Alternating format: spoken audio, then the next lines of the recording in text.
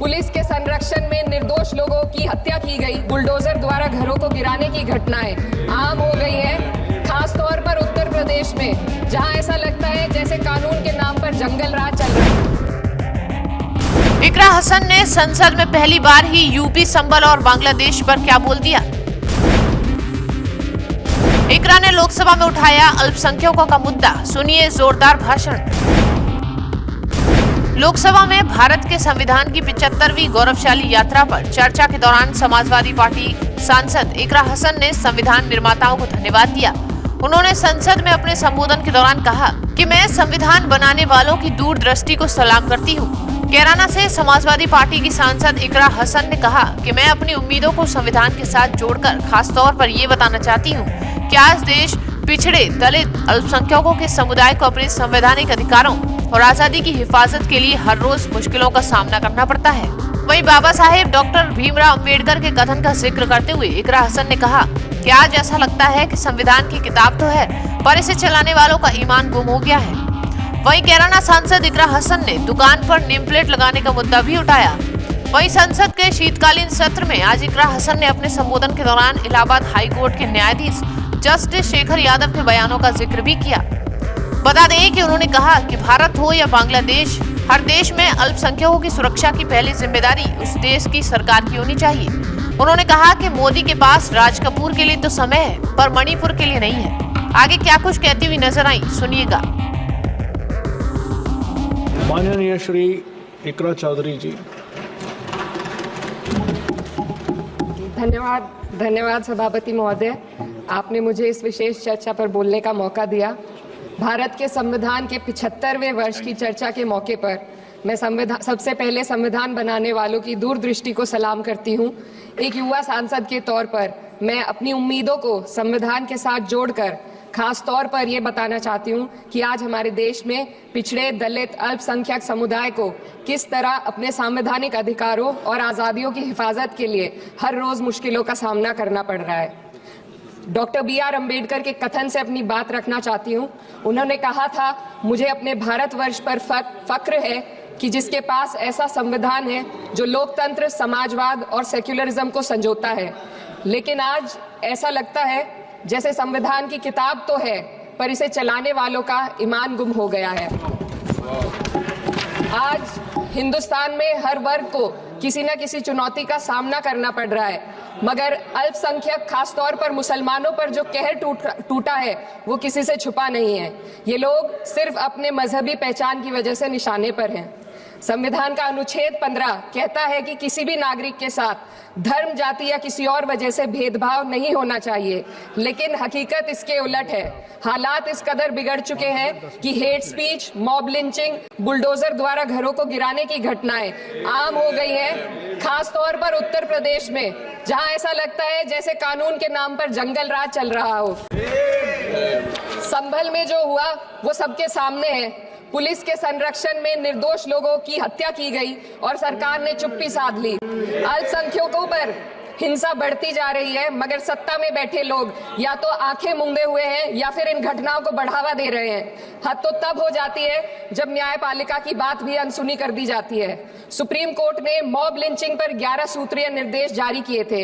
इसमें साफ कहा गया था कि राज्य सरकारें और पुलिस इस तरह की घटनाओं को रोकने और दोषियों पर सख्त कार्रवाई करने के लिए जिम्मेदार है, लेकिन आज भी इन निर्देशों पर अमल नहीं हो रहा है। हाल ये है कि मॉब लिंचिंग को रोकने की बजाय सत्ता में बैठे लोग आग में घी डालने का काम कर रहे हैं। उनकी जुबान से ऐसी बातें निकलती हैं जो नफरत को और बढ़ावा देती है। ये अशांति अब इतनी गहराई तक फैल चुकी है कि हमारे समाज के धर्मनिरपेक्ष चरित्र पर गंभीर सवाल उठ रहे हैं। साल की शुरुआत में ही कई राज्यों में दुकानदारों को अपने नाम बोर्ड पर लगाने के लिए मजबूर किया गया। इसे सेहत और सुरक्षा के कानूनों का हिस्सा बताया गया, मगर असल मंशा कुछ और थी।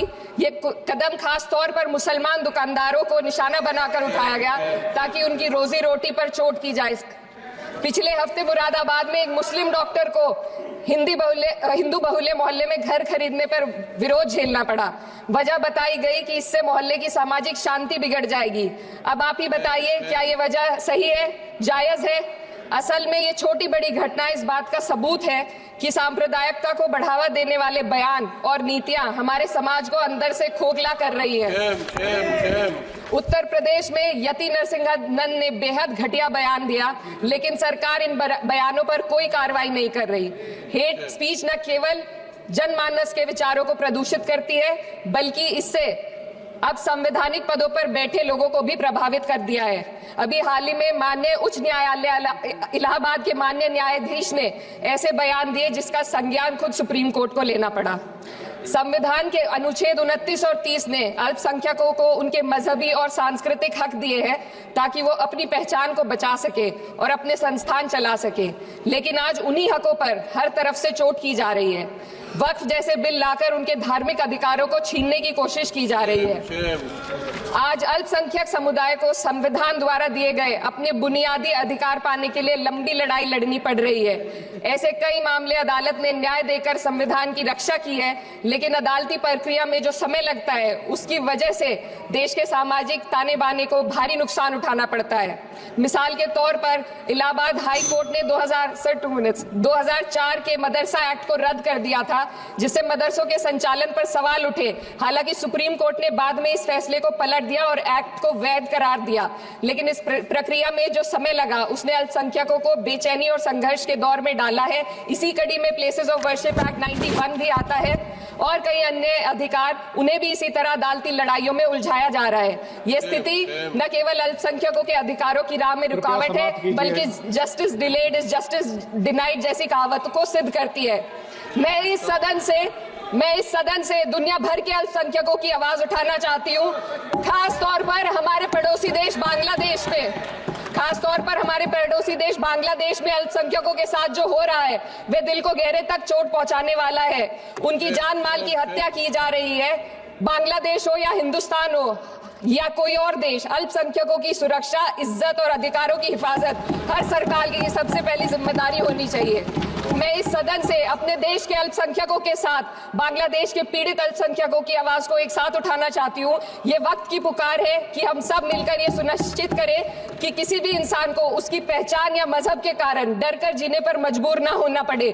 जहाँ हक छीने जाते हैं वहाँ अमन खो जाता है। ये बात हर सरकार को समझनी चाहिए। अगर हम सच में अपने संविधान का सम्मान करना चाहते हैं तो हमें नफरत और भेदभाव को खत्म करना होगा। हमें ये दिखाना होगा कि ये मुल्क हर वर्ग, हर जाति, हर धर्म और हर समुदाय का है, और जब तक ऐसा नहीं होगा तब तक संविधान की आत्मा सिसकती रहेगी। सर, अपनी बात को खत्म करते हुए मैं एक शेर अर्ज करना चाहती हूँ। ये दाग दाग उजाला, ये शब गजीदा शहर, वो इंतजार था जिसका, ये वो शहर तो नहीं। लेकिन अगर इस सदन में बैठे हम सभी सदस्य ये ठान ले कि हमें संविधान के मूल्यों को लागू करना है और उसे लागू करने का प्रयास करें, तो वह सुबह जरूर आएगी जिसके लिए लाखों भारतवासियों ने अपने जानों की कुर्बानी